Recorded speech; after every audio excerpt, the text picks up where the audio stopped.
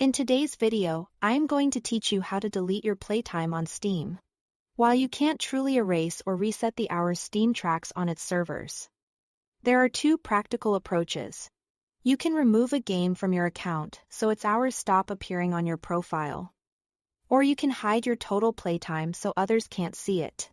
I'll walk you through both, explain what each does, and share a few tips to help you choose the right option. First, removing a game from your account.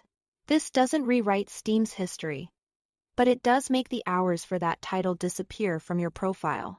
In the Steam app, go to the top menu and click Help. From there, select Steam Support. In the search box, type the name of the game you want to delete. When it appears, select it. Then choose the option that says, I want to permanently remove this game from my account. Steam will show a confirmation. Click.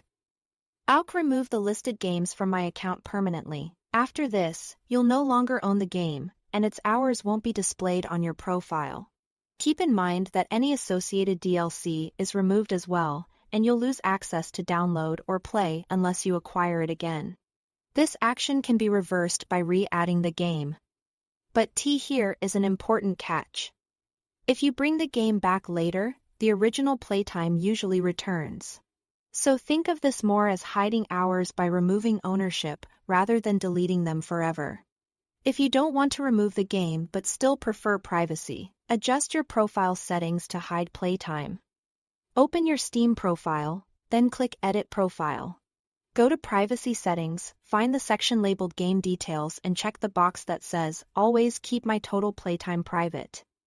With this enabled, other people won't see how long you've played, even if they can view your game list.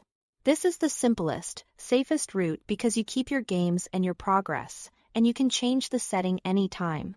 Just remember, this doesn't delete the hours, it only hides them from view. That's all to it.